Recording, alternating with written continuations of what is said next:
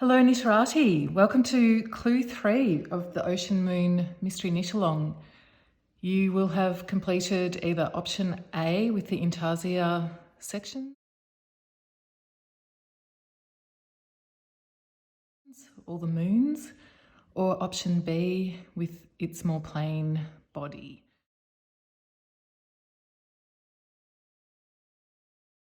And Clue 3 involves picking up stitches along the edge.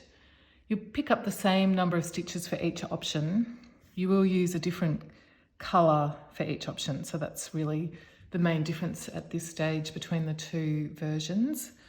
With option A, you'll use colour 1, and with option B, you'll use colour 2 or colour 2A. So I've got colour 2 here, which will be a bit easier to see.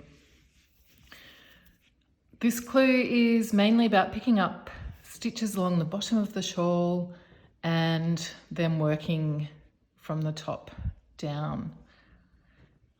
I won't give too much away at this point, and I won't have my samples here because I don't want to have any spoilers. So the swatch shows where I cast on here and worked across. I've got my little heart, Intarsia heart. With the actual shawl, it will have been shaped so you have a small cast on, it grows wider and then becomes narrower. One of the first things to think about when picking up the stitches is where the centre stitch will be. And with the option B, that'll be quite simple. It's the middle, the centre of the shawl. Choose the centre ridge, and that will be where you'll aim for the centre stitch of the picked up stitches to be. So there's 263 stitches will end up on the needles after you've picked up. You'll have 3 I-cord stitches, 257 picked up stitches, and then 3 more I-cord stitches, which means that the centre stitch is the 132nd stitch. With the Intarsia moons, the full moon will be the centre, and you will be wanting to pick out the ridge that is about halfway between the Intarsia sections, a flat Intarsia section of the full moon, and that will be what you'll be aiming for your 132nd stitch. So there's a ridge here on my little sample, which being a dark colour is hard to see, and I will just mark it like that with a removable marker. I did that when I was picking up my stitches for my shawl so that I could be sure to have the same number of stitches on each side. And because you'll be working eyelets, you'll need a particular number of stitches for it to work as written.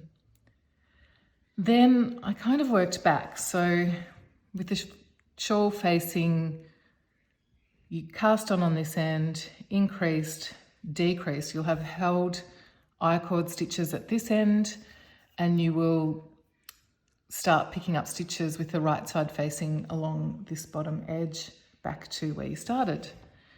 So you could count lots of 10 or 20 ridges. Count 1, 2, 3, 4, 5, 6, 7, 8, 9, 10. Pretend to have some more. And then place a removable marker at intervals along the way so that you can just be clear about how many stitches you're picking up to make it a bit easier for you to get the correct stitch count. If you have the right number of ridges and you just aim for 1 stitch per ridge, you should be okay, but yeah, I think it's easier just to take a few minutes to set yourself up to begin with, and then hopefully you won't have to undo it and redo it, which I found myself doing, so it happens pretty easily. As I said, I'll demonstrate the picking up of stitches on this swatch, so it's slightly different to the actual project.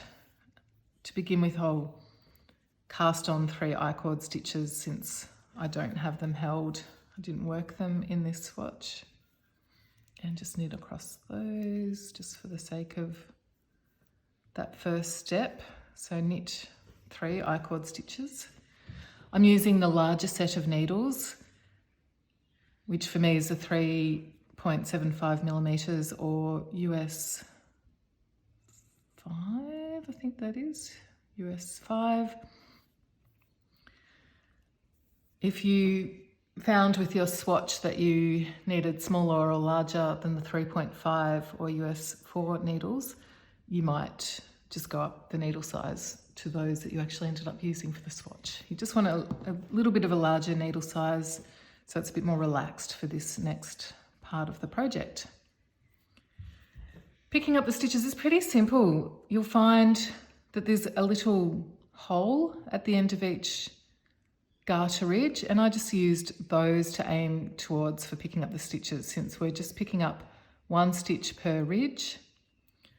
It's a little bit of a gap there. I would fix that up with weaving in the ends, but that's my first ridge, so I'll just pick up that stitch. I'll do that just by poking the needle into the hole, wrapping the yarn around and knitting into that stitch, one stitch picked up. And so you see the next hole here, that's where I'll pick up the next stitch. And that's it. Keep picking up and knitting.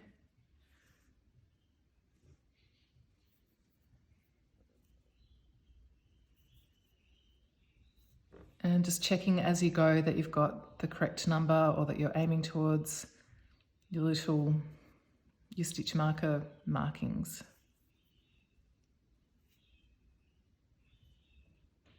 Once you get to the end, you'll have the 3 I-cord stitches that you cast on, which I haven't got here, but again, you'll just work your way into those 3 stitches and add them onto your needle and start working the instructions after that. So you'll purl across those 3 stitches in the next row and continue to form the I-cord edging.